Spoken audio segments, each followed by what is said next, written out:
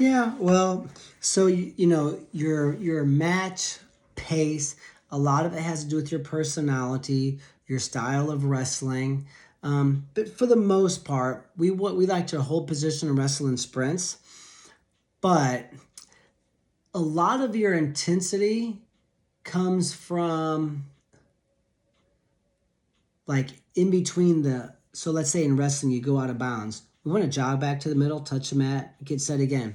It's just kind of like resetting is a big part of it too, because a lot of times our intensity wanes during these little breaks in the match. So I almost think that intensity is just your level of focus. And yeah, if I put a flame on a piece of wood and I take it away, put it on, take it away, you can do that to your hand. But you do that to a piece of wood, nothing's going to happen. But if you hold the flame on the wood, you can catch it on fire. So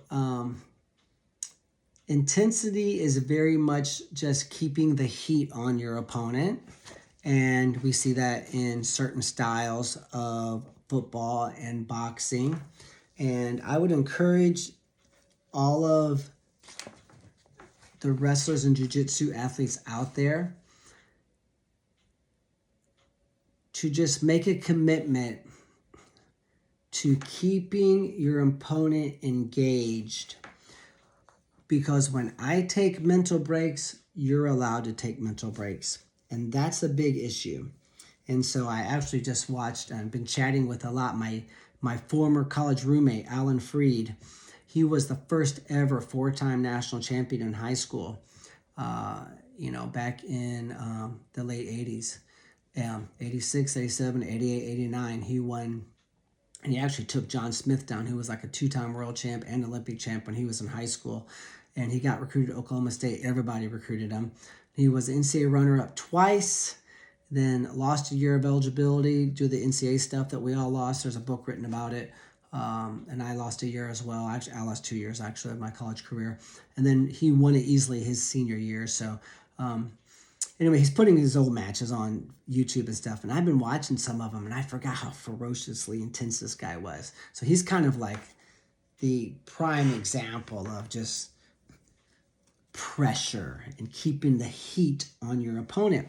And it's interesting because his coach was named Howard Ferguson. I got a book here. It's called The Edge. I got it right here. I got that as a Christmas gift my senior year in high school.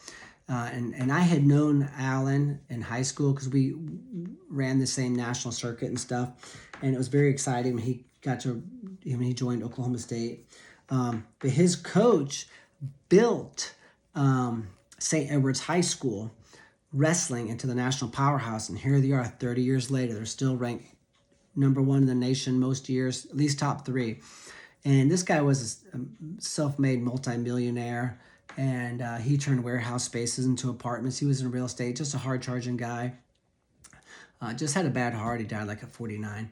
But so he called it prime the pump, because back in the old days, you had to work the pump handle to get the well water, right? And he's like, once you get that well water going, you barely have to use, So his concept, and he said his secret to life was he learned to wear everything down. He just working for free, right? We talked about that.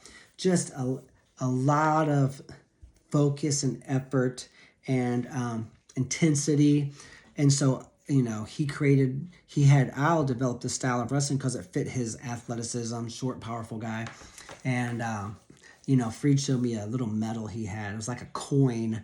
And, it was like, it said Alan Freed, 4-time national champ. I think the other side said Prime the Pump. And he had a keychain. It was a keychain.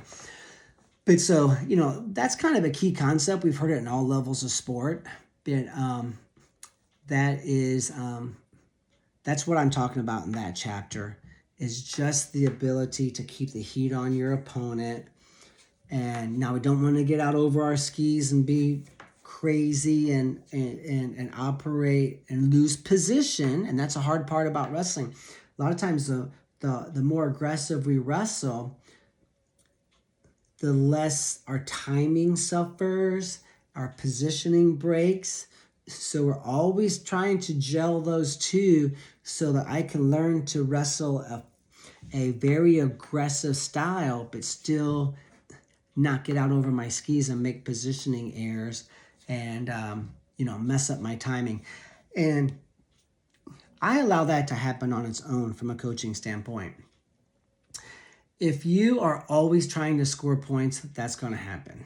Because there's two concepts in wrestling. It might be this way in jiu-jitsu too. One is just wrestle like a stupid spaz, ultra aggressive.